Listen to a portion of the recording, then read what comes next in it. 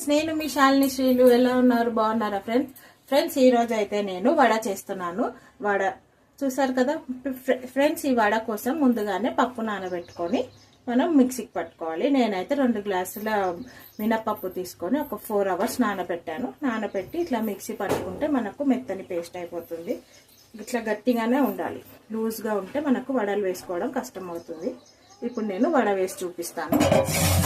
కొద్దిగా వాటర్ చేయికి అద్దుకొని వడ అంట ఫ్రెండ్స్ మనము ఒక్క హ్యాండ్తోనే వేసుకోవాలంట. 2 హ్యాండ్స్ యూజ్ చేయకూడదంట.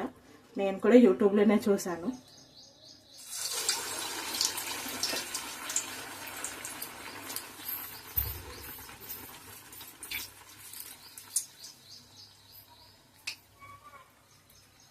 ఇలా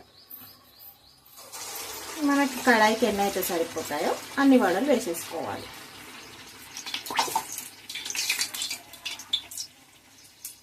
కాస్త మెల్లిగా వేసుకోవాలి, ఆయిల్ పైన పడుతుంది. ఇప్పుడైతే మనకు వడలు వేసుకున్నాక కొద్దిసేపు అయ్యాక టర్న్ చేసుకోవాలి. అది అందరికీ తెలిసిందే కానీ నేను చెప్తున్నాను చూడండి.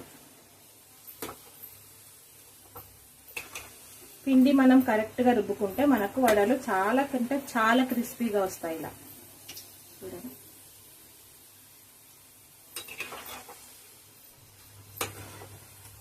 ఇలా అటు ఇటు తిప్పుకుంటూ ఫ్రై చేసేసుకోవాలి.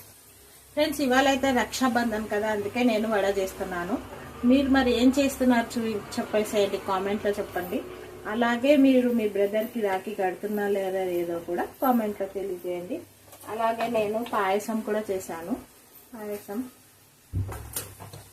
నేను కూడా మా బ్రదర్కి రాఖీ కట్టేస్తాను. రాఖీ స్పెషల్ అయితే వడ మా ఇంట్లో.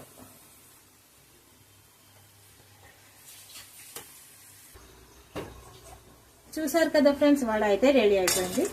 ఈ వీడియో కనుక మీకు నచ్చినట్టయితే లైక్, షేర్, సబ్స్క్రైబ్ చేయండి friends. Bye bye, thank you.